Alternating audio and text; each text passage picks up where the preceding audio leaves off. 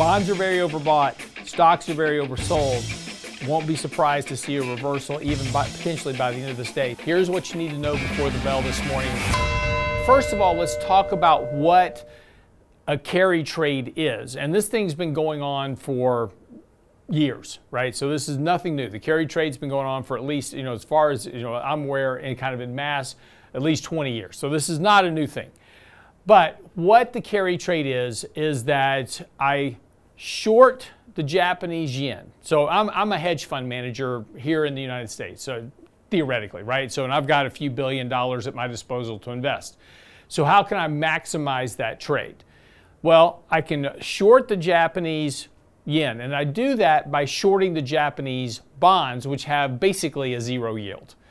So I now am short Japanese bonds, effectively the yen, with a bond that has a 0% yield on it. I then take that money, right? So when I short, I'm selling something I don't own. So I now have money. I've sold something that I don't own, the Japanese bond, and I take that money and I buy U.S. Treasuries with it, which have a yield of some sort, right? So it's been somewhere between 1, 2, 3, 4% over the last 20 years. So I now have this spread on the yield, right? So let's just do some math here. Let's say I short $10 million worth. Now hedge funds are doing this in a lot bigger numbers, but I need easy math. They short $10 million worth of Japanese bonds. I come over here and I buy $10 million worth of U.S. Treasuries.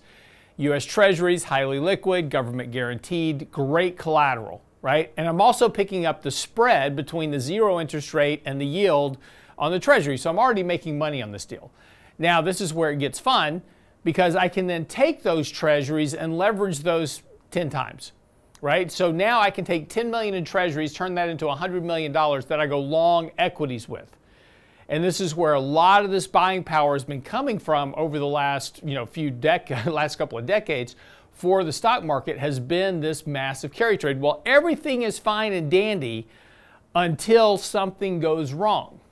And over the weekend, something has now gone wrong because the dollar is crashing sharply. This is the inverse of what's happening with the yen, which is going straight up. So all of a sudden now, there is an unwinding of this carry trade, right? And so when it's leveraged, it requires a lot of selling to unwind that leverage. Again, I took 10 million in Treasuries, turned that into $100 million worth of equities, right? So I'm gonna have to sell a lot of equities to unwind that carry trade. So this is what happens when margin goes wrong, for lack of a better term. And this is showing up across asset classes, really across the board. But importantly, what we're seeing is one of the largest spikes in volatility this morning, at least, that we've seen going all the way. We have to go back to the pandemic to really see a similar spike in volatility that occurred back during the pandemic. Here's the pandemic when we shut down the economy. Here's the spike in the VIX this morning. So again, we haven't seen a spike in volatility like this in quite some time, but this is that unwinding of that carry trade. Now, here's what we've talked about before that's so important to remember. The markets are fine, right? So, and I told you before is that, hey, if you're worrying about Iran or, Taiwan or whatever it is, right? The deficit, the debt, that's not the thing that spooks the markets. Right? What spooks the markets is something called an exogenous and an unexpected event. In other words, something the market wasn't counting on. This is it, right? This doesn't mean the world's going to crash and that we're, in the next major bear market, right? Doesn't mean that at all.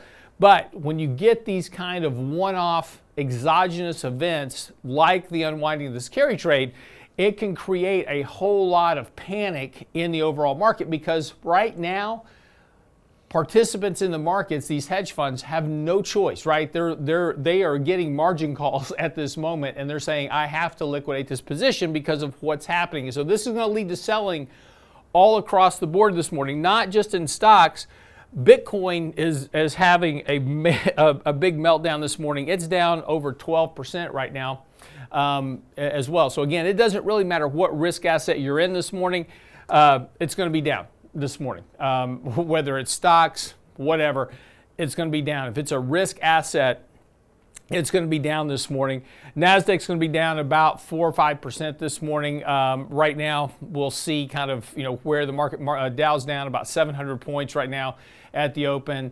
Implied open for the S&P is down about 160 points this morning. So if you take a look at the S&P, where we closed on Friday, we were about 532. So you can clip 160 points off that. So we're going to be approaching, somewhere around 5,200 this morning, 5,150. So we're going to start approaching that 200-day moving average this morning at the open. We'll see. But one thing about this, and again, so this is where I want you to relax just a little bit, is that markets are deeply oversold here, particularly this morning. So we went into this already in a correction. Now you have this spike of volatility. So the markets are going to open down sharply. Do not be surprised if we don't see buying come into the market this afternoon, right? That would not be surprising at all. We could see kind of a knee-jerk reaction. The market opens down this morning. We immediately see buying coming back into the markets because we are already so oversold at this point. That would not be surprising to see that happen.